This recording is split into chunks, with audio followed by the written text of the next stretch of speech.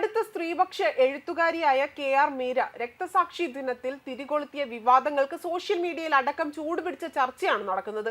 കോൺഗ്രസിനെ വിമർശിച്ചുകൊണ്ട് എഴുത്തുകാരിയായ KR മീര ഇട്ട പോസ്റ്റാണ് വിവാദത്തിന് ആധാരം. മീററ്റിൽ ഗോഡ്സെയെ ആദരിച്ച് ഹിന്ദു മഹാസഭയുടെ പത്രവാർത്ത പങ്കുവച്ചുകൊണ്ടാണ് KR മീര ഫേസ്ബുക്ക് പോസ്റ്റ് ഇട്ടിരിക്കുന്നത്. ഇതിനു പിന്നാലെ രാഷ്ട്രീയക്കാരും എഴുത്തുകാരും ഉൾപ്പെടെ KR മീരയെ വിമർശിച്ചുകൊണ്ട് രംഗത്ത് വന്നു. അതിൽ എഴുത്തുകാരൻ ബെന്യാമിനും ഒരു പോസ്റ്റ് ഇട്ട് രംഗത്ത് വന്നിരുന്നു.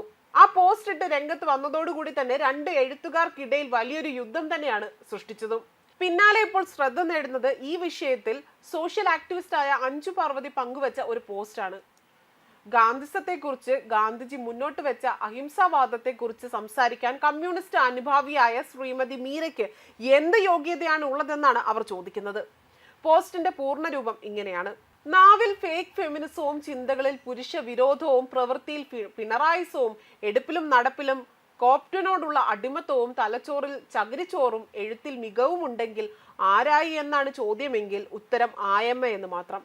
ഹിറ്റ്ലറും മുസോളിനും ജോസഫ് സ്റ്റാലിനും ഉച്ചത്തിൽ ലോകത്തോട് വിളിച്ചു പറഞ്ഞ ഹിംസവാദത്തെക്കാൾ കൂടുതൽ ആളുകൾ ഹൃദയം കൊണ്ട് ശ്രവിച്ചത് പതിഞ്ഞ സ്വരത്തിൽ ലോകത്തോട് ഗാന്ധിജി പറഞ്ഞ അഹിംസാവാദമായിരുന്നു.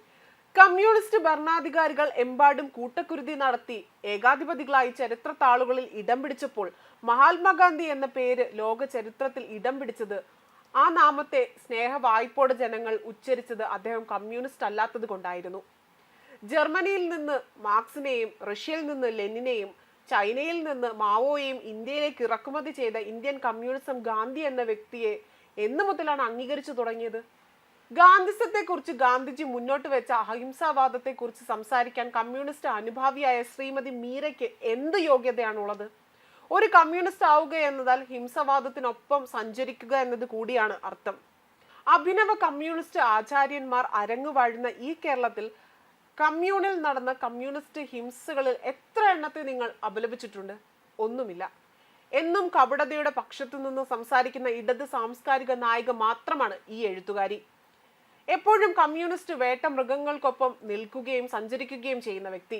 അവരുടെ ഇരട്ടത്താപ്പ്, മാഷാ അള്ള സ്റ്റിക്കർ ഒട്ടിച്ച വേട്ട നായ്ക്കൾ ഒരു വിമത കമ്മ്യൂണിസ്റ്റിനെ 51 കഷ്ണങ്ങളാക്കി വെട്ടി നുറുക്കിയപ്പോഴോ വേദിയിലിരുത്തി അപമാനിച്ചു മരണത്തിലേക്ക് നടത്തിച്ച നവീൻ ബാബുവിനെ കുറിച്ച് കമാന്നൊരക്ഷരം മിണ്ടാത്തപ്പോഴും ഒക്കെ പ്രകടവുമാണ്. പൂക്കോട്ട് വെറ്റിനറി കോളേജിൽ ഒരു പറ്റം വേട്ട നായ്ക്കൾ ഒരു കൊച്ചിനെ 3 ദിവസം മുറിക്കുള്ളിൽ പൂട്ടിയിട്ട് കടിച്ചു കീറിയപ്പോൾ ഉണരാത്ത ഈ വേട്ടനായ്ക്കൾക്ക് കാവൽ നിൽക്കാൻ ചെരുപ്പിടാത്ത കമ്മിക്ക് മുന്നിൽ നിന്നപ്പോൾ ഒന്നും ഉണരാത്ത നീതിബോധമാണ് രക്തസാക്ഷി ദിനത്തിൽ ഉണർന്നതെങ്കിൽ അത് ഇരട്ടത്താപ്പാണ്. ഇവരുടെ സ്ത്രീപക്ഷം എന്നത് മാറോടി പൊലച്ചി തന്തയില്ലാത്ത കൊച്ചിനെ പേറേണ്ടെങ്കിൽ മാറി നിൽക്കടി എന്ന് പറയുന്ന ഷോമാനെ കാണുമ്പോൾ കണ്ണടയ്ക്കുക പൊന്മാനെ പോലെയാണ്. ഇപ്പോഴത്തെ മീര ബെന്യാമിൻ പോസ്റ്റൽ ഫൈറ്റ് കാണുമ്പോൾ എന്തു തോന്നുന്നു എന്നതാണെങ്കിൽ ഒരു മൂത്ത കമ്മിണിയും ശരാശരി കമ്മിയും തമ്മിലുള്ള വൈരുദ്ധ്യാത്മിക ഭൗതികവാദം എന്നതാണ് കുമാരപിള്ള സർ ജോലിക്ക് വെച്ച് തോന്നുന്നത്.